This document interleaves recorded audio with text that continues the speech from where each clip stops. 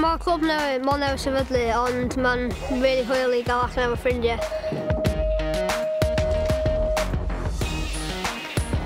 Dwi bod yn am 3 mlynedd efo ffrindiau gorau fi, so oedd nhw ddau yn dod yma hefyd.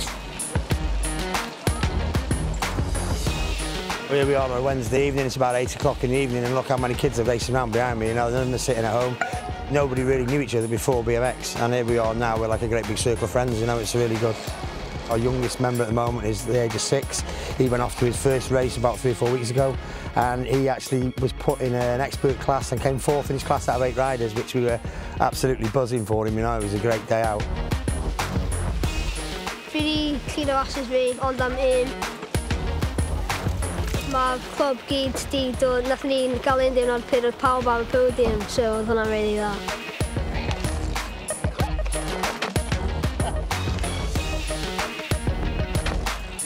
Dwi ddim yn bod yn rasio eto oherwydd dwi newydd. Os dwi rasio yma efo hogia. A mae hogia yn ennill lot. Dwi ddim yn cerio. So, A lot o bobl yn meddwl mae'n hawdd, a wedyn mae yn rili anodd, cos da chi angen gael amseroedd I gyd yn iawn pryd da chi'n neidio a pethau fel yna. Swn i'n hoffi cystadlu yn y gemau Olympaidd. Gweithio'n rili galed a trio gorau fi. Dwi'n gwybod, gobeithio.